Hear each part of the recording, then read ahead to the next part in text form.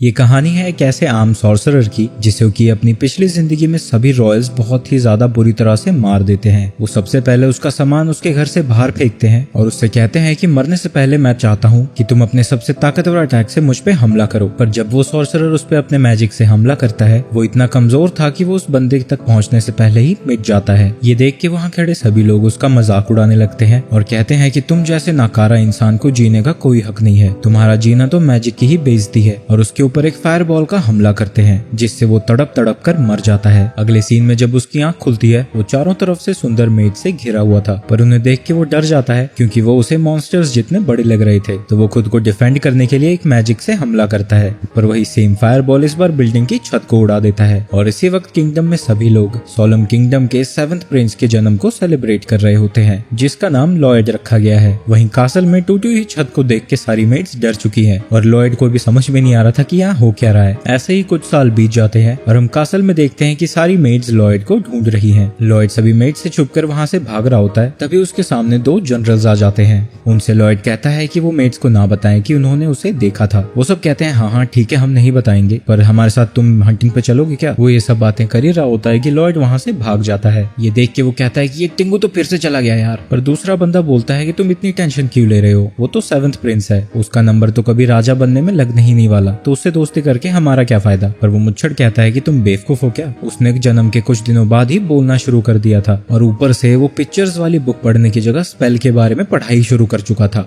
उसे लगता है कि लॉयड शायद एक बहुत ही महान सॉर्सरर जिसका के नाम विलियम था उसका रीइंकार्नेशन है। वहीं लॉयड कहता है कि हाँ मेरा पुनर्जन्म तो हुआ है, पिछले जन्म में मैं एक आम इंसान था और इस बार सीधा रॉयल फैमिली के 7th प्रिंस के तौर पे पैदा हो गया। यहाँ तक कि मुझे अपनी पिछली जिंदगी की सारी चीजें भी याद हैं, पर उससे मुझे ज्यादा कोई फर्क नहीं पड़ता क्योंकि मैं तो बस नए मैजिक को सीखना चाहता हूँ। वो एक लाइब्रेरी में पहुंच जाता है और मस्त बुक पढ़ने वाला होता है, लेकिन तभी उसे ढूंढते हुए सिल्फा वहां पहुंच जाती है। सिल्फा उसे तलवारबाजी सिखाती है। लॉयड उसे अच्छी खासी टक्कर दे रहा था, पर लॉयड कहता है कि मैं तो 7th प्रिंस हूँ, मेरा तो कभी राजा बनने का नंबर लगेगा ही नहीं, तो मैं ये सब क्यों सीखूं। पर सिल्फी कहती है कि तुम्हारी जिंदगी में सिर्फ राजा बनना ही इम्पोर्टेंट नहीं है, एक प्रिंस को और भी सारे काम होते हैं। यहाँ हमें पता चलता है कि सिल्फा लॉयड को 3 सालों से तलवारबाजी सिखा रही है। लॉयड जानता है कि अगर उसने सिल्फा को अच्छी तलवारबाजी नहीं दिखाई तो वो उसे रात तक लगातार ट्रेन करती रहेगी। इसके बाद वो फिर से ट्रेनिंग शुरू कर देते हैं। सिल्फा उसकी तलवारबाजी देख के इम्प्रेस्ड थी। वहीं लॉयड एक कंट्रोल टाइप मैजिक का यूज कर रहा था, तो बेसिकली ये ऐसा था जैसे सिल्फा अपनी ही कॉपी से लड़ रही हो, यानी लॉयड चीटिंग कर रहा था क्योंकि वो यहाँ से जल्दी से निकल के बुक पढ़ना चाहता है। लॉयड कह रहा होता है कि हमारे बीच में हाइट, स्टेमिना और ताकत का डिफरेंस है जिसकी वजह से मैं हमेशा ही हार जाता हूँ, तो इसलिए वो इस बार कुछ नया करना चाहता है और थोड़ी और चीटिंग का जुगाड़ लगाता है। वो ताकत के लिए अपनी स्ट्रेंथ बढ़ा लेता है और उससे बराबर से लड़ने के लिए लेविटेट भी कर रहा होता है और इस बार उन दोनों की टक्कर बराबरी की थी। इसके बाद लॉयड उसे हराने के लिए उसकी मूवमेंट्स को कॉपी करना छोड़ देता है। उसे लगा था कि वो इस तरह से सरप्राइज करके सिल्फा को हरा देगा और फिर वो मस्त बुक पढ़ने चला जाएगा, पर ऐसा होता नहीं है और वो कहती है कि तुम्हें क्या लगा, मुझे पता नहीं चलेगा तुम चीटिंग कर रहे हो, तुमने अपनी रीच बढ़ाने के लिए वुडन स्वॉर्ड को ग्रो कर दिया और हाइट का डिफरेंस को कवर अप करने के लिए लेविटेट भी कर रहे थे, तुम तो सही में कितने अमेजिंग हो। वो उसे गोदी उठा के कहती है कि तुम कितने कमाल के हो, तुम तो एक ही बारी में 2 स्पेल यूज कर रहे थे। ये सब सुन के लॉयड सोचता है लगता है सिल्फा ने नोटिस नहीं किया कि मैं फिजिकल एनहेंसमेंट और कंट्रोल मैजिक भी यूज कर रहा था, यानी मैं एक ही साथ 4 मैजिक यूज कर रहा था। मुझे नहीं लगता कि मुझे इसे बताना चाहिए। अगले सीन में लॉयड सभी मेड्स के साथ नहा रहा होता है। वो कहता है कि मैं अकेला नहा सकता हूँ, पर मेड्स कहती हैं कि अगर हमने तुम्हें अकेला छोड़ दिया तो तुम नहाने के बजाय बुक पढ़ने लगोगे। तभी एक मेड उसको डराने के लिए कहती है कि अगर तुम अच्छे बच्चे नहीं बनोगे और हमारी बातें नहीं मानोगे तो फॉरबिडन लाइब्रेरी में जो डीमन है तुम्हें खा लेगा। लॉयड उस डीमन के बारे में और जानना चाहता है, तो वो बताती है कि काफी सालों पहले सोलम पूरी तरह से तबाह होने वाला था और इस तबाही का कारण सिर्फ एक डीमन था। उसको एक बुक में सील करने के लिए काफी सारे मेजर्स ने अपनी जान गंवा दी और उस डीमन का नाम ग्रिमोर था। सिल्फा कहती है कि वो बुक तो अंडरग्राउंड लाइब्रेरी में सील है और उसे लगता है कि ये सब कुछ सिर्फ एक कहानी है और उसे नहीं लगता कि प्रिंस लॉयड ऐसी बचकानी सी कहानी से डरेगा। इसके बाद एक मेड लॉयड से कहती है कि आज रात तुम मेरे बेड पे सो जाना, पर इसकी वजह से सभी मेड्स में झगड़ा शुरू हो जाता है कि वो किसके बेड पे सोएगा। उनके झगड़े के बीच में से लॉयड वहाँ से निकल आता है और वो उस फॉरबिडन लाइब्रेरी में जाने के लिए काफी एक्साइटेड है। इसके बाद लॉयड इनविजिबिलिटी मैजिक का यूज करके लाइब्रेरी के गेट तक पहुँचता है, जहाँ की एक गार्ड को उबासी लेते हुए जब दूसरा गार्ड देखता है वो कहता है कि ओए सुस्ती मत दिखा, तुम्हें पता नहीं कि इस लाइब्रेरी में ऐसा मैजिक छुपा है जो पूरे किंगडम को तबाह कर देगा, और इतना ही नहीं इसमें एक बहुत ही भयानक डीमन को सील भी किया गया है। पर लॉयड आसानी से उनसे बच के आगे बढ़ जाता है। वहीं गार्ड्स बात कर रहे होते हैं कि कोई भी सिक्योरिटी को तोड़ के अंदर नहीं जा सकता।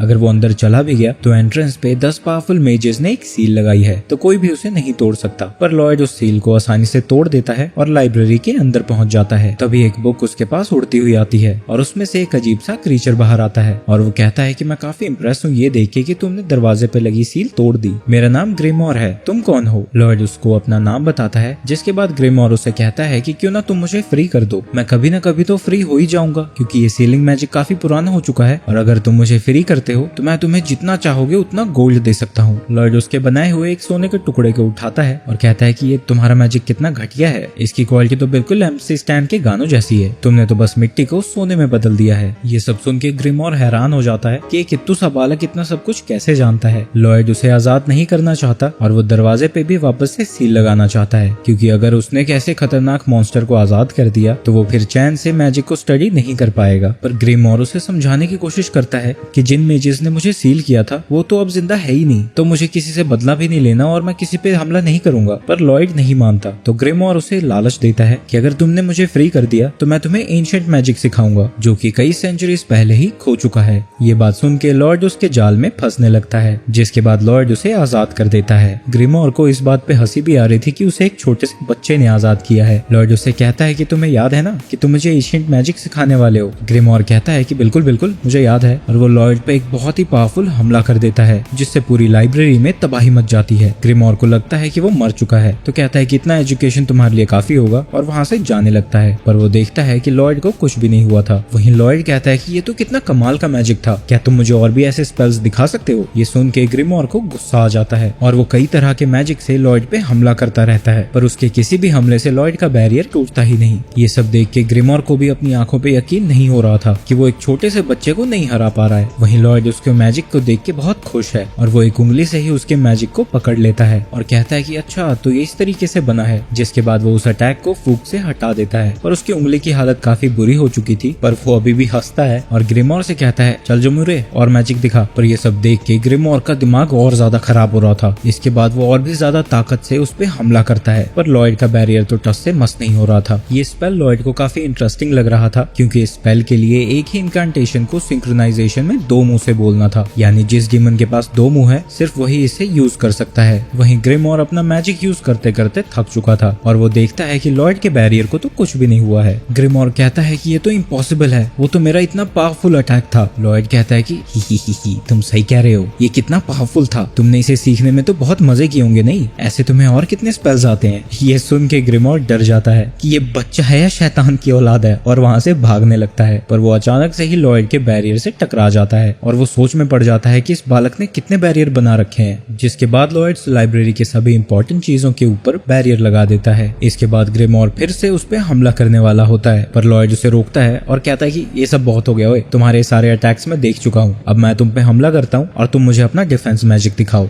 लॉयड उसके ऊपर एक बहुत ही खतरनाक फायरबॉल से हमला करता है और क्योंकि ग्रिमोर उसके बैरियर के अंदर था वो उसी में झुलस जाता है। लॉयड उसके पास जाता है और पूछता है कि तुमने डिफेंस मैजिक का यूज क्यों नहीं किया। वहीं ग्रिमोर सोच रहा होता है कि ये कौन बच्चा है यार, कौन छोड़ गया इसे यहाँ। जिसके बाद लॉयड उस पूरी लाइब्रेरी को बिल्कुल पहले जैसा कर देता है। ये देख के ग्रिमोर का मुंह खुला का खुला रह जाता है और वो कहता है कि आप तो कितने कमाल के हो मास्टर लॉयड सर। लॉयड कहता है तुम मुझे मास्टर बुला रहे हो? ग्रिमोर कहता है हाँ, मैंने आपके जितने महान सॉर्सरर से कभी मुलाकात नहीं की। लॉयड कहता है कि तुम भी कितने कमाल के हो, लगता है डीमंस को मैजिक से नहीं मारा जा सकता। ग्रिमोर कहता है कि हाँ ऐसा तो है, पर दर्द तो होता ही है ना। ये सुन के लॉयड कहता है ओह, तो मैं ये जानना चाहता हूँ कि आखिर तुम कितना दर्द सह सकते हो। ये सुन के ग्रिमोर डर जाता है और वो कहता है कि प्लीज सर मुझे माफ कर दो सर, मैं आपका सर्वेंट बन के रहूंगा सर, मैं आपकी सारी बातें मानूंगा, प्लीज मुझे आप अपना फैमिलियर बना लीजिए। तो लॉयड कहता है अच्छा ठीक है। वहीं ग्रिमोर को अब रियलाइज हो रहा था कि उसकी हालत अब एक लैब के चूहे जैसी हो चुकी है, क्योंकि ग्रिमोर ऐसे बाहर जाता तो सबका ध्यान उसी की तरफ होता, तो वो खुद को बड़ी ही क्यूट सी चीज में ट्रांसफॉर्म कर लेता है और कह रहा होता है कि तुमने इतनी क्यूट चीज तो अपनी जिंदगी में नहीं देखी होगी, अगर मैं तुम्हें लड़ाई में नहीं हरा पाया तो क्या हुआ, मैं तुम्हें अपनी क्यूटनेस से अपने बस में कर लूंगा। इसके बाद लॉयड उसे अपने पॉकेट में आने को कहता है। ये सुन के ग्रिमोर खुश हो जाता है। वो सोचता है कि ये कितना बेवकूफ है, ये नहीं जानता कि मैं जितना इसके करीब रहूंगा इसे कंट्रोल करना उतना ज्यादा आसान होगा। पर जब वो उसे कंट्रोल करने की कोशिश करता है वो देखता है कि लॉयड का माना बहुत ही ज्यादा डेंस है और वो कुछ भी नहीं कर सकता। ये देख के ग्रिमोर डर जाता है और कहता है कि ये इंसान कैसे हो सकता है यार।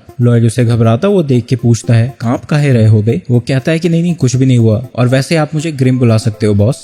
इसके बाद लॉयड वहाँ से चला जाता है। अगले दिन लॉयड का एक बड़ा भाई जिसका कि नाम एल्बर्ट था, वो उसे ट्रेनिंग के लिए बुलाने आता है, जहाँ सबसे पहले एल्बर्ट अपने फायरबॉल का यूज करके सभी टारगेट्स को डिस्ट्रॉय कर देता है। ये देख के सभी लोग उसकी तारीफ करने लगते हैं। वहीं लॉयड ग्रिमोर को बताता है कि एल्बर्ट सोलम किंगडम का दूसरा प्रिंस है, वो काफी इंटेलिजेंट और फिजिकली केपेबल है, तो लोग उसे अगला होने वाला किंग भी मानते हैं। कासल के अंदर उसकी बहुत चलती है और वो किसी भी फैसिलिटी को अपनी मर्जी से यूज कर सकता है। इसके बाद लॉयड की बारी थी, पर क्योंकि लॉयड राजा नहीं बनना चाहता, वो टारगेट्स को डिस्ट्रॉय करना नहीं चाहता, बल्कि वो फायरबॉल कर्व का यूज करता है और सभी टारगेट्स को सिर्फ टच करता है। ये देख के एक आदमी उसका मजाक उड़ाने लगता है कि तुमने तो बस टारगेट्स को टच किया है। वहीं एल्बर्ट को सब कुछ पता लग जाता है कि वो कर क्या रहा था, पर वो कुछ भी नहीं कहता और वहाँ से जाते वक्त कहता है कि मैं ब्रेक लेने जा रहा हूँ, और लॉयड को खुली छूट दे देता है कि उसका जो मन करे वो कर सकता है। ये सुन के लॉयड खुश हो जाता है और वो कहता है कि वो ग्रिमोर का डबल इनकांटेशन ट्रिक ट्राई करना चाहता है। ग्रिमोर कहता है कि तुम्हारे लिए ये करना इम्पॉसिबल है, क्योंकि उसे सिर्फ डीमंस कर पाते हैं जिनके 2 मुंह होते हैं। ये सुन के लॉयड कहता है हाँ मुझे पता है, और उसे अपने हाथों में अब्सॉर्ब कर लेता है। इसके बाद दोनों ही सिंक में एडवांस्ड मैजिक के स्पेल को बोलने लगते हैं, पर ये देख के ग्रिम की हालत खराब हो जाती है। उसे समझ में ही नहीं आ रहा था कि आखिर ये है क्या। लॉयड बताता है कि ये तो सिर्फ एक स्पेल स्टैक था, जिसमें मल्टीपल स्पेल्स के इनकांटेशन को एक ही बार में मिक्स किया जाता है, और लॉयड एक ही बार 100 इनकांटेशन को एक ही चीज में मिक्स कर रहा था। ग्रिम कहता है कि तुम्हारा दिमाग खराब है, ज्यादा से ज्यादा एक स्टैक में 3 से 4 स्पेल होते हैं, तुम 100 यूज कर रहे हो। पर लॉयड ग्रिम को चुप करा देता है और वो ग्रिम के मुंह से और अपने मुंह से एक ही साथ बोल पा रहा था। इसके बाद लॉयड इनकांटेशन को शुरू कर देता है। उसकी पावर को देख के ग्रिम भी हैरान था और उसे यकीन नहीं हो रहा था कि ये एक छोटे से बच्चे की ताकत है, और उसे लग रहा था कि अगर उसने ये सामने फायर कर दिया तो बहुत तबाही मच जाएगी। पर ऐन वक्त पे लॉयड अपनी मैजिक को ऊपर आसमान की तरफ कर देता है। वहीं एक आदमी एल्बर्ट से कह रहा होता है कि आप 7th प्रिंस पे इतना ध्यान क्यों दे रहे हैं, वो माना टैलेंटेड है पर अभी तो वो बस बच्चा है। एल्बर्ट बताता है कि तुमने शायद देखा नहीं, लॉयड ने सभी टारगेट्स पे हमला किया था और उसने जानबूझ के ऐसा हमला किया था कि उसने सिर्फ टारगेट्स को टच किया। एल्बर्ट लॉयड को एक प्रोडिजी मानता है और उसे लगता है कि वो एक दिन ग्रैंड सेज भी बन सकता है। ऐसे में वो फ्यूचर में उसके लिए काफी काम का साबित हो सकता है, और कहता है कि उसने तो अभी तक सारे टारगेट्स को डिस्ट्रॉय भी कर दिया होगा। वही आदमी जब खिड़की के बाहर देखता है तो देखता है कि बाहर बिल्कुल ही अंधेरा हो चुका है। इसके बाद हम ट्रेनिंग ग्राउंड को देखते हैं, जहाँ की लॉयड ने पूरी तबाही मचा रखी है और लॉयड के हमले से आसमान में ही छेद हो गया है। लॉयड जल्दी से अपने मैजिक का यूज करता है और आसमान को फिर से नॉर्मल कर देता है। वहीं ग्रिम कह रहा होता है कि ये क्या लड़का है यार, इस बंदे ने आसमान में छेद कर दिया। अगले दिन उसकी करतूतें अखबार में छपी थी। उसके नीचे ग्रिम पढ़ता है कि एक एडवेंचरर्स का ग्रुप डंजन्स को क्लियर करके वहाँ से मस्त बहुत महंगी चीजें और पावरफुल चीजें निकाल के ला रहे हैं। ये सुन के लॉयड कहता है कि चलो हम भी डंजन्स क्लियर करने चले। वो जा ही रहा होता है कि ग्रिम उसे रोकता है, अगर तुम यहाँ से चले गए तो सभी लोग परेशान हो जाएंगे तुम्हारे लिए। लॉयड कहता है कि मेरे पास उसका भी जुगाड़ है। इसके बाद लॉयड एक एकॉन को बाहर निकालता है और उसके ऊपर मैजिक का यूज करके उसे बिल्कुल अपने जैसा बना देता है। लॉयड ग्रिम को बताता है कि ये सिर्फ मेरे जैसा दिखता ही नहीं है, बल्कि इसके बोन्स और सर्कुलेटरी सिस्टम भी बिल्कुल मेरे जैसे हैं, यहाँ तक कि वो खुद भी काफी सारी मूवमेंट्स कर सकता है। तो ग्रिम कहता है कि ये तो बढ़िया है, तुम इसे छोड़ के डंजन में जा सकते हो। पर लॉयड कहता है कि अगर ये इतना आसान होता तो मैं कब का कर चुका होता। सबसे ज्यादा मुश्किल तो सिल्फा से बचना है, क्योंकि एक दिन वो मुझे बता रही थी कि मेरी हाइट 0.007 मिलीमीटर बढ़ गई है और वो पुतला सिर्फ अजीब अजीब से डांस ही कर सकता था। तो लॉयड ने ग्रिम की बॉडी को अब्सॉर्ब कर लिया और उसके माइंड को उस पुतले में डाल दिया और लॉयड खुद वहाँ से चला जाता है। वहीं बैठे बैठे ग्रिम का दिमाग चलता है, क्योंकि अब लॉयड यहाँ नहीं था तो वो जो चाहे कर सकता था। लेकिन तभी ग्रिम उससे कहता है मैं बहुत खुश हूँ कि तुम मेरे फैमिलियर बने, मैं तुम पे भरोसा कर रहा हूँ कि तुम वहाँ सब संभाल लोगे, ठीक है। ये सुन के ग्रिम का दिल भी पिघल जाता है। लॉयड भी बड़ी ही जल्दी किंगडम से बाहर आ जाता है, लेकिन बाहर आने के बाद वो सोच में पड़ जाता है कि आखिर ये डंजन्स मिलेंगे कहाँ। पर तभी वो नीचे देखता है कि एक लड़के के पीछे काफी सारे मॉन्स्टर्स पड़े हैं। ये देख के ग्रिम कहता है कि लगता है उसे मदद की जरूरत है, पर तभी वो लड़की एक मॉन्स्टर से आर पार हो जाती है और फिर बाकी मॉन्स्टर्स के भी चीथड़े उड़ा देती है। उस लड़की के कपड़े के पीछे वॉरियर लिखा हुआ था। ये देख के ग्रिम कहता है कि शायद वो एक मार्शल आर्टिस्ट है। लॉयड की बातों से हमें पता चलता है कि वो लड़की की का यूज कर रही थी, वो उसी का यूज करके इतनी अमेजिंग टेक्निक्स को परफॉर्म कर पा रही है। तभी वो लड़की लॉयड को देख लेती है और उससे पूछती है कि तुम कौन हो और वहाँ क्या कर रहे हो। वो दोनों बैठ के डिस्कस ही कर रहे होते हैं कि उसे उसके सामने जाके डंजन्स के बारे में पूछना चाहिए या फिर नहीं, क्योंकि लॉयड ने इतनी देर तक कोई जवाब नहीं दिया था। तो उसे लगता है कि वो उसका दुश्मन है और वो भी ऊपर आ जाती है। और जब वो वहाँ आती है तो लॉयड अपना अपीयरेंस चेंज कर चुका था। वो उसे अपना नाम रॉबर्ट बताता है और कहता है कि वो एक नया एडवेंचरर है। लॉयड ने इल्यूजन मैजिक का यूज किया था और उसने अपने भाई एल्बर्ट और खुद के अपीयरेंस को मिला के इस नए अपीयरेंस को बनाया था, क्योंकि इस मैजिक का उन्हीं लोगों के जैसा दिखने के लिए यूज किया जा सकता है जिन्हें उसने पहले कभी देखा हो। वो लड़की अपना नाम काओ बताती है और कहती है कि वो एक मार्शल आर्टिस्ट है और बी रैंक हंटर है। वहीं लॉयड को अभी भी डर लग रहा था कि कहीं वो उसे पहचान ना जाए, पर काओ तो एकदम उसके पीछे लटकी हुई पड़ी थी और वो सोच रही होती है कि ये कितना हैंडसम है यार। उसने अपनी जिंदगी के 18 साल ट्रेनिंग में बता दिए थे और वो डोजो छोड़ के बाहर आई लौंडाबाजी करने के लिए, पर सभी लड़कों को संस्कारी लड़कियां पसंद आती थी और इसके उर्फी जावेद वाले कपड़े देख के वो भाग जाते थे। पर उसने अब ठान ली है कि वो इस आदमी को अपना बॉयफ्रेंड बनाएगी। इसके बाद वो दोनों साथ में एक डंजन में जाते हैं जहाँ काओ आसानी से सभी मॉन्स्टर्स को मार रही होती है और रॉबर्ट से पूछती है, मेरे डोले शोले देख के प्यार हुआ तुम्हें मुझसे? पर रॉबर्ट तो उसे पूरी तरह से इग्नोर कर रहा था और चमकीले पत्थर इकट्ठा कर रहा है। यहाँ हमें पता चलता है कि टाओ अभी तक एडवेंचरिंग अकेले ही कर रही थी क्योंकि उसे अभी तक कोई अच्छा साथी नहीं मिला था। इसके बाद वो डिनर करने के लिए बैठते हैं जहाँ रॉबर्ट टाओ से पूछता है कि जो तुम टेक्निक पहले यूज कर रही थी वो की टेक्निक ही है ना? पहले तो टाओ हैरान होती है कि उसे की के बारे में पता है क्योंकि इस कॉन्टिनेंट के ज्यादातर लोगों को इसके बारे में पता ही नहीं होता। इसके बाद वो लॉयड को की के बारे में बताने लगती है कि ब्रीदिंग टेक्निक ही की का यूज करने के लिए सबसे ज्यादा इंपॉर्टेंट है। सिर्फ की को फील करने के लिए ही कई सालों की ब्रीदिंग प्रैक्टिस लगती है। तभी वो रॉबर्ट को देखती है कि वो ब्रीदिंग टेक्निक यूज भी कर रहा है, पर कुछ टाइम बाद ही उसके लंग्स में दर्द होने लगता है तो वो रुक जाता है। टाओ उससे पूछती है कि तुम ब्रीदिंग टेक्निक यूज कर रहे थे? रॉबर्ट कहता है कि हाँ, मैं तो बस जैसा तुमने किया था वैसा कॉपी करने की कोशिश कर रहा था। टाओ ये सुन के हैरान हो जाती है कि सिर्फ उसे ब्रीदिंग टेक्निक यूज करता देख के ही वो इतनी जल्दी कैसे सीख गया। वो उसे रोकने की कोशिश करती है कि ये काफी डेंजरस है, पर रॉबर्ट ब्रीदिंग टेक्निक यूज करता रहता है। वहीं रॉबर्ट अब एक माना के साथ साथ की भी एनर्जी को फील करने लगता है और उसे लगता है कि ये चीज उसके बहुत काम आने वाली है। रॉबर्ट का इंटरेस्ट देख के टाओ से कहती है कि तुम अगर इतना ही इसके बारे में सीखना चाहते हो तो मैं तुम्हें इसे सिखा दूंगी। ये सुन के रॉबर्ट उसका शुक्रिया अदा करता है और उसकी स्माइल देख के टाओ फिर से लट्टू हो जाती है, साली सिंप। और वो शर्माते हुए ही लॉयड से कहती है कि जब तक हम डंजन से बाहर नहीं निकल जाते तुम ऐसे ही ब्रीदिंग करते रहो। वहीं कासल में ग्रिम के पास सिल्फा आ जाती है और उसे देख के ग्रिम डर जाता है। वहीं डंजन में टाओ की ब्लास्ट का यूज करती है और डंजन के बॉस को हरा देती है और अब वो डंजन में रखे चेस्ट को खोल सकते हैं। पर रॉबर्ट का इंटरेस्ट इस बात में ज्यादा था कि आखिर इस डंजन को बनाया कैसे गया है। इन सारी बातों के दौरान रॉबर्ट ब्रीदिंग टेक्निक यूज कर रहा था। ये देख के मन ही मन वो खुश हो जाती है और कहती है कि मुझे तो विनर मिल गया जी, ऐसे दामाद को देख के तो मेरे दद्दू भी खुश हो जाएंगे। इसके बाद वो ट्रेजर चेस्ट को खोल देते हैं। उसको खोलते ही रॉबर्ट नोटिस करता है कि उससे हमला होने वाला है तो वो टाओ को पीछे खींच लेता है और हम देखते हैं कि उस चेस्ट में से एक लीच बाहर निकला है। लॉयड टाओ से लीच के बारे में पूछता है, पर टाओ कहती है कि तुम्हें इस बारे में चिंता करने की कोई जरूरत नहीं है, तुम डंजन के बाहर चले जाओ।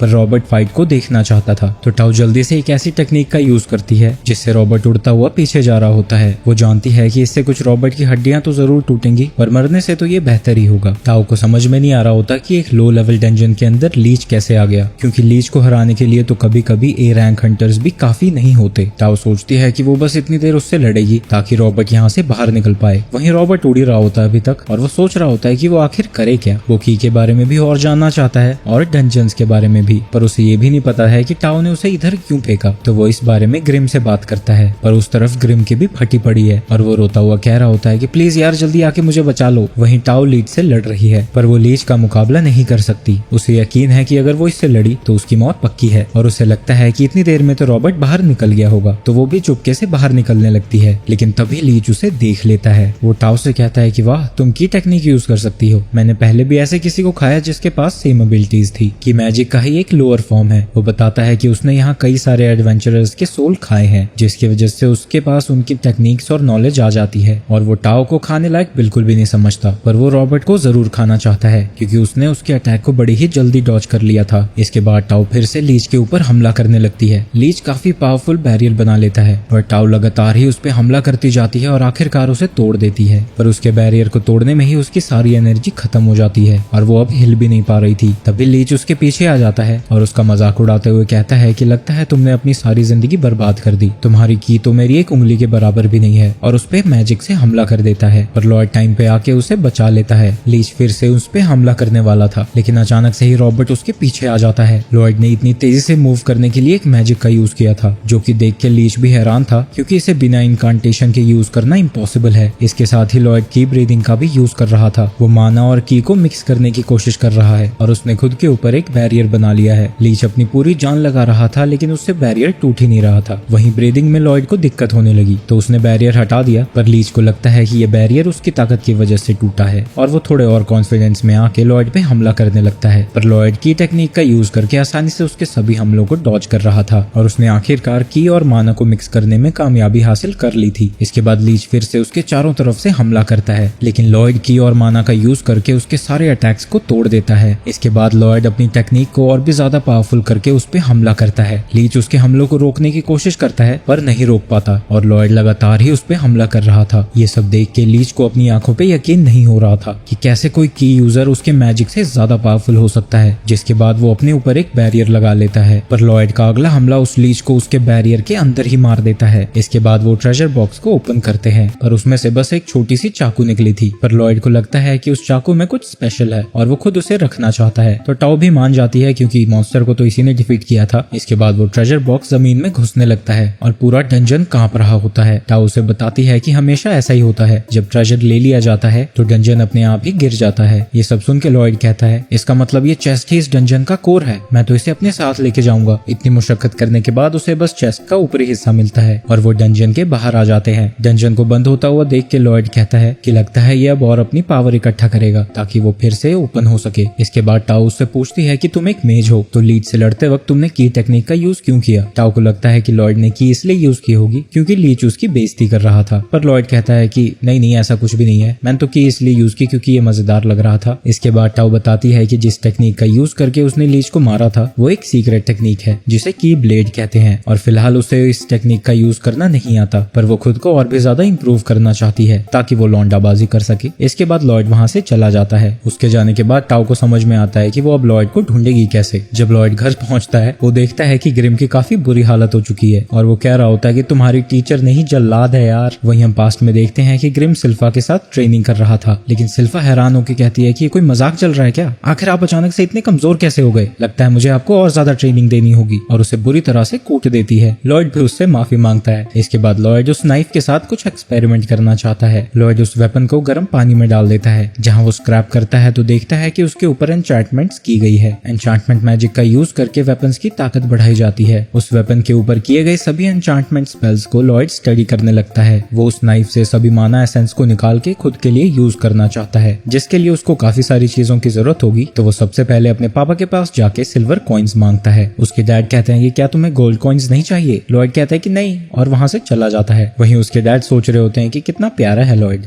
वो आखिर इतने सारे पैसों को किस चीज पे खर्च करेगा। वहीं अपने रूम में लॉयड सभी कॉइन्स को पिघला रहा है। इसके बाद लॉयड फिर से सिल्फा के साथ ट्रेनिंग कर रहा था। वो काफी तेजी से उसके पीछे आके उस पे हमला करता है, पर सिल्फा के लिए ये भी काफी स्लो था। जिसके बाद वो उसके हमले को डॉज करता है और अपने मैजिक से जमीन को ही उबड़ खाबड़ कर देता है और वो सीधा सिल्फा पे हमला करने जाता है। पर सिल्फा वहाँ नहीं थी, वो उसके नीचे ही थी और उसे हरा देती है और वो गिरने वाला होता है तो उसे कैच कर लेती है। इसके बाद सिल्फा लॉयड को ऑयल दे देती है। लॉयड कहता है कि पर डील तो ये हुई थी कि मुझे तुम पे पहले कोई अटैक लैंड करना होगा, पर सिल्फा कहती है कि कोई बात नहीं, मैं बहुत खुश हूँ क्योंकि उस दिन मैं आपको ऐसे गरीबों जैसा लड़ता हुआ देख के बहुत डर गई थी, पर लगता है कि वो बस आपका दिन नहीं था। ग्रिम ये सभी बातें सुन रहा था और वो कहता है कि यार मैं इससे भी कैसे हार गया। सिल्फा लॉयड की तारीफ ही कर रही होती है कि वो वहाँ से गायब हो जाता है। वो सोचती है कि आखिर वो इससे क्या खाना बनाने वाले हैं, पर वो रूम में जाके तेल और हेमेटाइट को मिला देता है जिससे उसे माना एसेंस मिलता है। इसके बाद लॉयड एल्बर्ट के पास जाता है और उससे कहता है कि मुझे एन्चांटमेंट यूज करने के लिए काफी सारे वेपन्स चाहिए। ये सुन के एल्बर्ट खुश हो जाता है और कहता है कि बड़ी प्यारी चीज करने वाले हो तुम तो। इसके बाद वो अपनी सभी गार्ड से कहता है कि क्या कोई मेरे इस प्यारे से भाई से अपने वेपन्स को एन्चांट कराना चाहता है। सभी नाइट्स डर के अपने वेपन्स नीचे फेंक देते हैं। वो बेचारे काफी दुखी थे क्योंकि उनकी तलवारें काफी नई थी। एन्चांटमेंट मैजिक यूज करना काफी मुश्किल चीज है और एक 10 साल का बच्चा तो बिल्कुल भी यूज नहीं कर सकता। तो उन्हें अब यकीन हो चुका है कि उनकी तलवार का तो सत्यानाश हो गया। इसके बाद लॉयड उन वेपन्स को एन्चांट करना शुरू कर देता है। ग्रिम ये देख के हैरान था कि वो लॉयड बूस्ट पावर की काफी ज्यादा ही लेयर लगा रहा था उस पे। उसने इतने ज्यादा फॉर्मूलाज लगा दिए कि तलवार ही टूट जाती है। ये देख के लॉयड समझ जाता है कि ये मेटल इतने सारे फॉर्मूलाज को नहीं सह सकता और उसे लगता है कि ये तो सही में कितना मुश्किल है, पर उसे चेयर करने के लिए ग्रिम है ना। जिसके बाद एन्चांटमेंट करने के चक्कर में वो काफी सारी तलवारों को तोड़ देता है, पर कुछ तलवारें सही सलामत बच जाती हैं और कुछ दिनों बाद वो उन तलवारों को वापस दे देता है। वो एल्बर्ट को बताता है कि 120 में से 50 वेपन्स सक्सेसफुल हुए हैं और 70 वेपन्स तोड़ने के लिए उससे माफी मांगता है। असल में 80 वेपन्स सक्सेसफुल हुए थे, पर उसने उनपे और भी ज्यादा फॉर्मूलाज लगाने की कोशिश की जिसके चक्कर में वो 80 से 50 हो गए। वहीं ये सब देख के एल्बर्ट शॉक्ड रह जाता है क्योंकि एक फर्स्ट ग्रेड एन्चांटर की सक्सेस रेट सिर्फ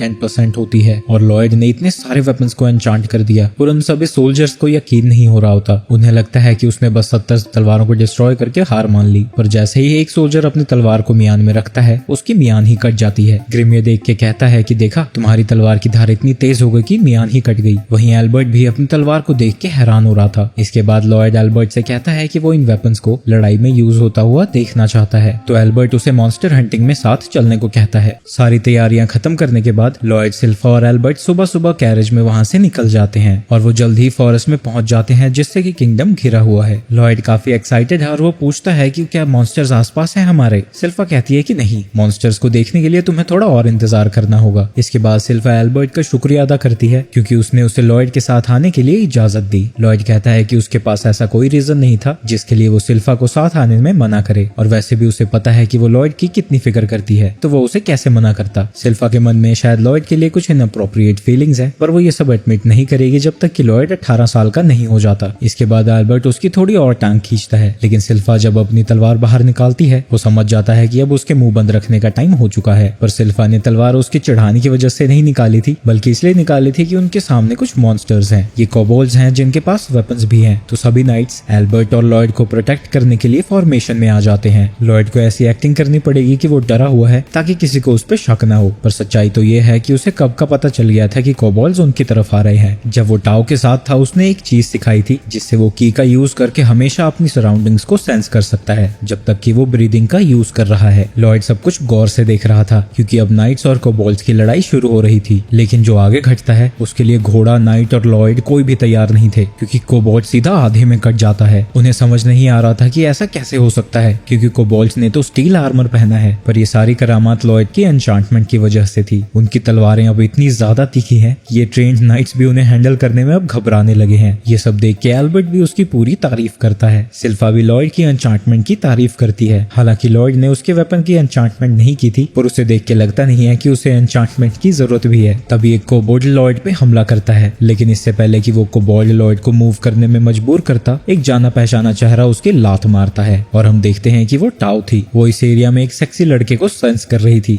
तो वो दौड़ी दौड़ी यहाँ पहुंच गई। वहीं लॉयड को अपनी आंखों पे यकीन नहीं हो रहा था क्योंकि उसे यकीन था कि वो दोबारा इस लड़की का चेहरा नहीं देखेगा। टाओ लॉयड के पास जाती है। वो सेंस कर सकती है कि लॉयड की ब्रीदिंग का यूज कर रहा है ताकि वो अपनी सराउंडिंग को सेंस कर पाए, और उसे ये नहीं समझ में आ रहा था कि लॉयड ने ये सीखा कहाँ से। तभी वो देखती है कि लॉयड और रॉबर्ट का चेहरा काफी एक जैसा है। वो उसके फेस को देख ही रही थी कि वो सेंस करती है कि कोबोल्ड उसके पीछे से हमला करने जा रहा है, पर इससे पहले कि वो कुछ करती, सिल्फा पहले ही उसे काट देती है। सिल्फा बिल्कुल भी खुश नहीं है एक अनजान लड़की को अपने फ्यूचर हस्बैंड से इतना क्लोज आते देख के, और टाओ उससे कहती है कि मुझे तुम्हारी मदद की कोई जरूरत नहीं थी। ये देख के एक चीज तो साफ हो जाती है कि इन दोनों के बीच कभी पटरी नहीं बैठेगी। तो एल्बर्ट उन दोनों को थोड़ा शांत कराने की कोशिश करता है और टाओ को साथ में लेक तक चलने को कहता है। रात को जब सभी लोग कैंप सेटअप कर रहे हैं, एल्बर्ट टाओ का शुक्रिया अदा करता है कोबोल्ड से लड़ने में मदद करने के लिए और खुद को इंट्रोड्यूस करता है as the second prince of सोलम। टाओ को पता नहीं था कि एल्बर्ट रॉयल्टी है, तो वो उसके रूड बिहेवियर के लिए माफी मांगती है, पर उससे ज्यादा जरूरी बात ये थी कि टाओ को वो हॉट लग रहा था। इस जलील औरत ने फिर से लौंडाबाजी शुरू कर दी, लेकिन वो किसी तरह खुद को समझा लेती है कि ये भले ही रॉबर्ट जैसा दिखता हो, पर ये रॉबर्ट नहीं है। एल्बर्ट उससे पूछता है कि क्या वो उसके जैसा दिखता है जिस इंसान को वो ढूंढ रही है। टाओ कहती है कि हाँ, पर तुमसे ज्यादा तो लॉयड उसके जैसा दिखता है। वहीं लॉयड टाओ से दूरी बनाए रख रहा है ताकि उसे पता न लग जाए कि वही रॉबर्ट है। स्पेशल डिटेक्शन की टेक्निक का यूज करने के चक्कर में वो लगभग पकड़ा ही गया था, पर क्योंकि अब टाओ को पता ही चल चुका है कि वो ये यूज कर सकता है, तो अगर वो इसका यूज नहीं करेगा तो और ज्यादा सस्पिशन उस पे आएगा। तो इसलिए वो डिसाइड करता है कि वो अपने टेंट में ही छुपा रहेगा। लेकिन जैसे ही वो टेंट के अंदर जाता है, उसके चेहरे के ऊपर संतरों से हमला कर दिया जाता है, पर इससे लॉयड को कोई फर्क नहीं पड़ता क्योंकि उसने सिल्फा को हजारों बार ऐसे देख रखा है। और वो उससे पूछता है कि वो यहाँ क्या कर रही है। सिल्फा उससे माफी मांगती है और कहती है कि वो तो बस अपने कपड़े चेंज कर रही थी क्योंकि उन पे ब्लड चला गया था, पर इससे ये बात नहीं क्लियर होती कि वो लॉयड के टेंट में क्यों चेंज कर रही है। सिल्फा कहती है कि ये तो नेचुरल है क्योंकि वो यहीं सोने वाली है, पर लॉयड को ये बात पसंद नहीं आती। सिल्फा उसे समझाने की कोशिश करती है कि बाकी के गार्ड्स एल्बर्ट की टेंट को प्रोटेक्ट करेंगे, तो वो यहाँ रह के लॉयड को प्रोटेक्ट करेगी, पर लॉयड अभी भी कहता है कि वो अकेला ही रहेगा और उसे कुछ नहीं होगा। पर सिल्फा ना नहीं सुनना चाहती थी और वो लॉयड को अपने पैरों से पकड़ लेती है। वो उसे बाहर जाने नहीं देना चाहती थी क्योंकि टाओ बाहर ही है और वो नहीं चाहती कि लॉयड को उससे कोई चुरा ले। तभी टाओ टेंट में आ जाती है क्योंकि उससे लगा कि उसने रॉबर्ट को सेंस किया की यूज करते हुए, और वो देखती है कि सिल्फा लॉयड का गला दबा रही है। सिल्फा गुस्सा है क्योंकि टाओ ने लॉयड के साथ उसके प्राइवेट टाइम को खराब किया। वहीं टाओ उसे अश्लील औरत कहती है। दोनों आपस में लड़ने वाले थे। वहीं सभी नाइट्स इस फाइट को देखने में एक्साइटेड हो गए थे, जिसकी वजह तुम समझ सकते हो। वहीं लॉयड वहां से से निकल लेता है। एल्बर्ट उसे कॉम्प्लीमेंट करता है कि तुम तो इत्तू से हो, लेकिन तुम्हारे लिए तो अभी से लड़कियां लड़ रही हैं। पर लॉयड को ये बिल्कुल भी फनी नहीं लगता। एल्बर्ट लॉयड से कहता है कि जब से सिल्फा ने उसकी केयर करना शुरू किया है वो काफी बदल गई है, पर उसे वार्न भी करता है कि सिल्फा जैसी लड़कियों के साथ रिलेशनशिप में उसे केयरफुल रहना होगा। वहीं सिल्फा और टाओ रियलाइज करते हैं कि सभी नाइट्स उनकी लड़ाई का बेसब्री से इंतजार कर रहे हैं और सिल्फा की सारी जगहों को देख रहे हैं, जिसके बाद वो उन सभी की धुलाई कर देते हैं। इसके बाद टाओ उन्हें बताती है कि उसको टास्क दिया गया था कि वो पास के ही श्राइन को फिक्स करे। तो सिल्फा कहती है कि तो अपना काम करने जाना ताकि वो लॉयड के साथ अपना टाइम बिता पाए। तभी एल्बर्ट वहां आता है और कहता है कि अभी पहाड़ पे जाना खतरनाक हो सकता है। वैसे भी टाओ की स्पेशल सेंसिंग एबिलिटी उनके बहुत काम आ सकती है, तो चाहता है कि वो सुबह तक ग्रुप के साथ ही रहे। लेकिन तभी टाओ एक खतरा सेंस करती है और कहती है कि अब उन्हें स्काउट करने की कोई जरूरत नहीं है, क्योंकि जिस मॉन्स्टर को वो ढूंढ रहे थे वो उन्हीं के पास आ गया। वो बेयर वुल्फ उन सभी की ओर बढ़ने लगता है, तो सभी नाइट्स अपनी फॉर्मेशन में आ जाते हैं। पर लॉयड सिर्फ सिल्फा के पीछे आ जाता है, क्योंकि वो नहीं चाहता कि ये लड़ाई फिर से जल्दी खत्म हो जाए। अपने साइज के हिसाब से वो मॉन्स्टर काफी तेज था, पर ग्रिम का ध्यान मॉन्स्टर से ज्यादा उस पहाड़ के ऊपर वाली श्राइन पे है। वहीं दूसरी तरफ लड़ाई जारी रहती है और एक नाइट को टाओ अपनी की ब्लास्ट से बचाती है, पर इससे उस वुल्फ का ज्यादा कुछ नहीं बिगड़ता। तो अब उससे लड़ने के लिए एल्बर्ट आगे आ जाता है। एल्बर्ट लॉयड के द्वारा एन्चांट किए गए स्वॉर्ड को निकालता है और उसके साथ एक ऐसा स्पेल कास्ट करता है जो उस वुल्फ को पूरी तरह से खत्म कर देता है। सभी नाइट्स प्रिंस की ताकत की तारीफ करने लगते हैं, पर वो स्पेल इतना पावरफुल नहीं होता अगर लॉयड ने उसकी स्वॉर्ड को एन्चांट ना किया होता तो एल्बर्ट लॉयड का शुक्रिया अदा करता है, क्योंकि उसी की वजह से उस वुल्फ को हराना इतना आसान हुआ। तभी ग्रिम उसे बताता है कि उससे भी खतरनाक एक चीज है जो श्राइन टाओ फिक्स करने वाली है, उसके अंदर एक डीमन सील किया हुआ है और वो सील अब काफी कमजोर हो चुका है। तभी वो बेयर वुल्फ जिसे एल्बर्ट ने हराया था वो फिर से खड़ा होता है और इस बार वो चारों तरफ से डार्क ऑरा से घिरा हुआ था और उसके आसपास कई और भी मॉन्स्टर्स आ जाते हैं। वुल्फ के जरिए एक आवाज उनसे बात करती है जो कि कहती है कि तुम्हारी हिम्मत कैसे हुई मेरे सिपाहियों को मारने की। जो उस वुल्फ के जरिए बात कर रहा था वो एक डीमन था और उसका नाम इज़ुज़ु है। वो कसम खाता है कि वो उन सभी को मार गिराएगा और वो अपने सभी मिनियंस को उन पे हमला करने का ऑर्डर देता है। एल्बर्ट एक वुल्फ को घायल कर देता है, लेकिन अगले ही पल उसकी इंजरी हील हो जाती है और लगभग एल्बर्ट को वो खा ही जाता है। लेकिन टाओ आके उसे बचा लेती है, लेकिन वो ऐसे ज्यादा देर तक नहीं लड़ सकते थे, क्योंकि उन वुल्व्स को चाहे जितना मर्जी घायल किया जाए वो अपनी सभी इंजरीज को इंस्टेंटली हील कर पा रहे थे। सभी अपनी जिंदगी के लिए लड़ रहे हैं, लेकिन सिर्फ अब बस एक जगह खड़ी होकर देख रही है, क्योंकि उसे कोई फर्क नहीं पड़ता किसी के साथ क्या होता है जब तक कि लॉयड सेफ है। लॉयड ग्रिम से पूछता है कि क्या वो पिज़ुज़ु को जानता है। ग्रिम कहता है कि वो अपनी जिंदगी में कभी उससे नहीं मिला, लेकिन वो देख के इतना बता सकता है कि पिज़ुज़ु अपने मैजिक का यूज करके उन सभी को पपेट्स की तरह कंट्रोल कर रहा है। इन्हें कंट्रोल करने के लिए उन्हें मैजिक से धागे बनाए हैं और उन्हीं धागों के जरिए वो इन सभी को माना सप्लाई कर रहा है। और ये लड़ाई तब तक खत्म नहीं होगी जब तक ये पिज़ुज़ु को नहीं मार देते। लेकिन लॉयड ने तो तब से ही सुनना बंद कर दिया था जब से उसने माना ट्रांसम्यूटेशन के बारे में सुना था, और वो चाहता है कि ग्रिम उसे सिखाए कि इसे यूज कैसे करते हैं। ग्रिम को नहीं लगता कि ये सही समय होगा ये चीजें सिखाने का, क्योंकि बाकी के लोगों की जान पे बनी हुई है। पर लॉयड को अपने फ्रेंड्स और फैमिली के मरने से ज्यादा नए मैजिक सीखने में इंटरेस्ट था, तो वो चाहता है कि ग्रिम उसे अभी के अभी ये मैजिक सिखाए। वहीं पिज़ुज़ु की हंसी नहीं रुक रही है, क्योंकि इन ह्यूमन से लड़ने में उसे बिल्कुल भी तकलीफ नहीं हो रही थी। पर जब वो लॉयड की इंसल्ट करता है क्योंकि उसे लगता है कि वो डरपोक है, सिल्फा का माथा घूम जाता है। वो लॉयड से कहती है कि मुझे आपको छोड़ के थोड़ी देर के लिए जाना होगा। पर लॉयड अपने ट्रांसम्यूटेशन के लेसन में इतना ज्यादा घुसा पड़ा है कि उसे कोई फर्क ही नहीं पड़ता कि उसके आसपास हो क्या रहा है। सिल्फा उसके सामने लड़ने जाती है और कहती है कि उसके सामने होना भी उसके सभी सेंसेस के लिए पेनफुल है, क्योंकि वो बदसूरत है, गंदा स्मेल करता है, आवाज उसकी भद्दी है, और क्योंकि लॉयड यही है वो उसके आसपास के एनवायरनमेंट को और ज्यादा बदबूदार होने नहीं दे सकती। पिज़ुज़ु को उसकी धमकियां बचकानी लग रही थी, क्योंकि उसे नहीं लगता कि वो बस एक स्वॉर्ड से उसे हरा सकती है। सारे वुल्व्स उसके कंट्रोल में है और वो हमेशा ही हील होते जाएंगे जब तक कि वो माना सप्लाई करता रहेगा, और डीमंस के पास ऑलमोस्ट कभी माना खत्म नहीं होता। लेकिन इन सभी बातों के जवाब में सिल्फा सिर्फ यही कहती है,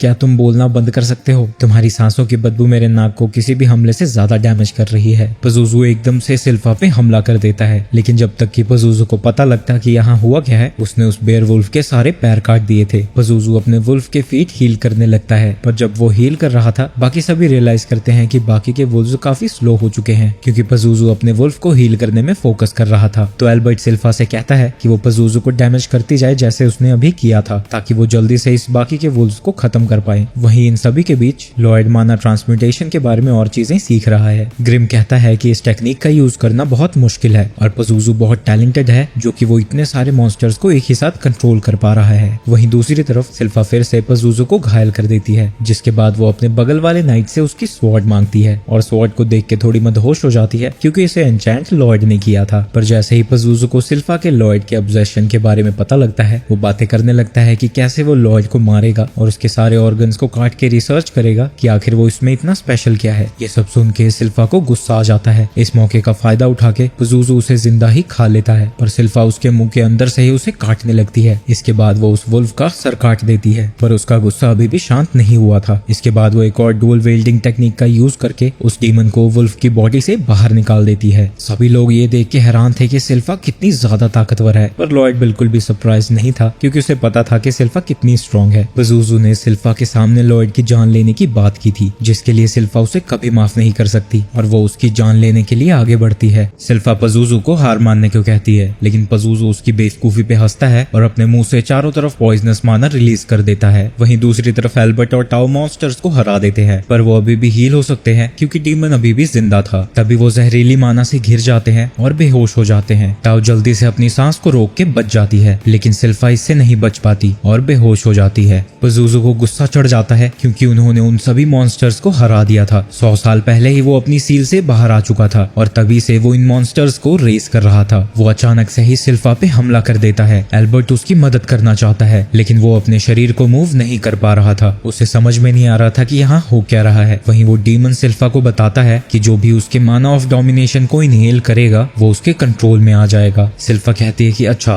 तो इसलिए इतनी बदबू आ रही थी। पजूजू गुस्से में उस पे हमला करने जाता है, लेकिन टाओ आके उसे बचा लेती है। टाओ सिल्फा और मॉन्स्टर के बीच में खड़ी हो जाती है और सिल्फा से पूछती है कि क्या वो लड़ सकती है। सिल्फा ठंड से बुरी तरह से कांप रही है और फिर भी कहती है कि मुझे तुम्हारी मदद नहीं चाहिए। टाओ सिल्फा से कहती है कि अगर तुम मूव कर सकती हो तो यहाँ से चली जाओ, पर सिल्फा उससे रिक्वेस्ट करती है कि नहीं, तुम लॉयड को बचा के यहाँ से ले जाओ। इसके बाद सिल्फा भी बेहोश हो जाती है। पजूजू सिल्फा की तारीफ करता है कि वो बहुत स्ट्रॉन्ग है क्योंकि जब उसने अपना माना रिलीज किया था वो उसके सबसे पास थी। तभी अचानक से पजूजू टाओ के पीछे पहुंच जाता है और उससे पूछता है कि तुम पे मेरी माना का असर क्यों नहीं हो रहा। टाओ उस पे हमला करती है, लेकिन वो उसके अटैक को आसानी से डॉच कर लेता है, जिसके बाद वो समझ जाता है कि टाओ स्पेशल ब्रीदिंग टेक्निक का यूज कर रही है ताकि वो उसके माना को अब्सॉर्ब ना कर ले। पजूजू उससे कहता है कि तुम्हें अपना टाइम देख के यहाँ से भाग जाना चाहिए था, और फिर वो सोचता है कहीं ऐसा तो नहीं मैं तुम्हें इतना सेक्सी लगता हूँ कि तुम मुझे ज्वाइन करना चाहती हो। इसके बारे में सोच के ही टाओ का दिमाग खराब हो जाता है क्योंकि वो खुद को इतने बदसूरत जीव के साथ ज्वाइन करते हुए सोच भी नहीं सकती थी। वो उसे बताती है कि उसने अपना मर्द ढूंढ लिया है। इसके बाद वो बहुत ही खतरनाक इलेक्ट्रिक हमला करती है, लेकिन इतने बड़े हमले की वजह से उसकी ब्रीदिंग आउट ऑफ कंट्रोल चली गई थी। तो वो सबसे पहले अपनी ब्रीदिंग वापस से कंट्रोल करना चाहती है, लेकिन तभी एक मॉन्स्टर उसके ऊपर हमला कर देता है। पजूजू उससे पूछता है कि तुमने कौन सा मर्द चुना है इनमें से, यहाँ तो मेरे आगे खड़ा होने लायक कोई भी नहीं है। इसके बाद पजूजू अपना और भी ज्यादा माना रिलीज करता है ताकि वो टाओ की बॉडी पे भी कंट्रोल कर पाए, लेकिन टाओ कहती है कि वो अपने फ्यूचर हस्बैंड को पास ही महसूस कर पा रही है और वो कभी भी उसके काबू में नहीं आएगी। पजूजू को लगता है कि वो फालतू की बकवास कर रही है और नीचे थूक के कहता है कि तुम तो बस एक ऑर्डिनरी ह्यूमन हो, मेरा तुम में अब कोई इंटरेस्ट नहीं रहा। और फिर वो बदतमीजियों के लिए सिल्फा को पनिश करने जाता है। वो अपने मरे हुए मॉन्स्टर्स को रिप्लेस करने के लिए सिल्फा को भी करप्ट करना चाहता है। उसे पता है कि ऐसा करने में टाइम लगेगा, लेकिन सिल्फा की ताकत को देखते हुए ये वर्थ इट होगा। जब पजूजू सोच रहा होता है कि कैसे वो सिल्फा को अपने माना में नहाएगा और अपना इटर्नल स्लेव बनाएगा, लॉयड को पता लग जाता है कि आखिर वो बेयरवुल्व्स को कैसे कंट्रोल कर रहा था। पजूजू कहता है कि उसने बचपन में ही इन बेयरवुल्व्स के पेरेंट्स को मार दिया था, जिसकी वजह से वो उसको ही अपना पेरेंट समझते हैं और उसकी सारी बात मानते हैं। लेकिन तभी वो ये देख के हैरान हो जाता है कि लॉयड उसके माना में बिना किसी परेशानी के खड़ा हुआ है। वो उससे पूछता है कि तुम पे मेरे माना का असर क्यों नहीं हो रहा, मैंने तो बस तुम्हारे माना को रिजेक्ट कर दिया, क्या बोल रहे हो ये तुम। तभी वो ग्रिम को पहचान जाता है। अरे तुम भी तो एक डीमन हो ना, तुम्हें क्या लगा तुम ये क्यूट सी चीज बन जाओगे तो मुझे पता नहीं चलेगा, और तुम एक इंसान के साथ क्या कर रहे हो। वो ग्रिम का मजाक उड़ाने लगता है, तुम तो डीमंस के नाम पे एक धब्बा हो। ये सब सुन के ग्रिम को गुस्सा आ जाता है और वो कहता है तुम फिक्र मत करो, तुम्हें पता लग जाएगा मैं एक इंसान के साथ क्यों हूँ। लेकिन वो उसकी बातों को बिल्कुल भी सीरियसली नहीं लेता और अपने सभी मॉन्स्टर से उन पे हमला करवा देता है। वहीं लॉयड कहता है कि ये माना ट्रांसमिशन ट्राई करने के लिए परफेक्ट जगह है। लॉयड माना ट्रांसम्यूटेशन का यूज करके कुछ भी बना सकता था, और जो वो बनाना चाह रहा था उसके लिए बहुत ज्यादा माना की जरूरत थी, और वो एक फूलों का बागीचा बना देता है जहाँ की सभी मॉन्स्टर्स बड़े ही पीसफुल तरीके से बिहेव करने लगते हैं। जिसके बाद लॉयड के पास इन सभी डीमंस का कंट्रोल आ जाता है। पजूजू को अपनी आंखों पे यकीन नहीं हो रहा था। इसके बाद लॉयड एक बेयरवुल्फ को कहता है कि वो टाओ को वापस उगल दे। पजूजू को लगता है कि लॉयड एक एक्सपर्ट सॉर्सरर है क्योंकि उसने इंस्टेंटली एक फूलों का बागीचा बना दिया था। इसके बाद पजूजू और भी माना रिलीज करता है उन बेयरवुल्फ को कंट्रोल करने के लिए, लेकिन ग्रिम कहता है कि अब हमें पता चल चुका है कि तुम इन्हें कंट्रोल कैसे करते थे। वो सभी मॉन्स्टर्स पजूजू पे हमला कर देते हैं, जिसकी वजह वजह से सिल्फा उसके चंगुलों से बच जाती है। लॉयड ये देख के हैरान था कि सभी वुल्व्स कितने सिंक में मूव कर रहे थे। इतने सिंक में मेरे टीममेट्स मूव करते ना तो रोज BGMI में जीत रहा होता मैं, लेकिन वो नल्ले इधर उधर भटकते रहते हैं। लेकिन उन वुल्व्स को खुद पे हमला करते हुए देख के उसे गुस्सा आ जाता है और वो उन्हें बुरी तरह से मारने लगता है। क्योंकि वो किसी भी वुल्फ को अपना माना सप्लाई नहीं कर रहा था तो अब वो अपनी पूरी ताकत दिखा सकता था। इसके बाद पज़ुज़ू कहता है कि मैं तुम दोनों को ही खत्म कर दूंगा, मैं मैजिक से नहीं मर सकता, चाहे तुम कितना भी माना यूज कर लो। इससे लॉयड को याद आता है, अरे हाँ, ग्रिम ने भी तो यही कहा था कि मैजिक से डीमंस को पूरी तरह से खत्म नहीं किया जा सकता। इसके बाद पज़ुज़ू अपनी पूरी मैजिक पावर रिलीज कर रहा होता है। वहीं लॉयड इस बात से कंफ्यूज्ड है कि आखिरकार अभी तक किसी ने भी माना का यूज करके डीमन को खत्म कैसे नहीं किया, और वो पता लगाना चाहता है कि आखिरकार एक डीमन कितना ज्यादा माना सह सकता है। तो लॉयड भी अपनी पूरी ताकत का इस्तेमाल करने लगता है, लेकिन उसकी ताकत देख के पज़ुज़ू की फट जाती है। वहीं ग्रिमोर सोच रहा होता है कि अब जाके पता चला तुम्हें कि मेरा माना लॉयड पे काम क्यों नहीं करता,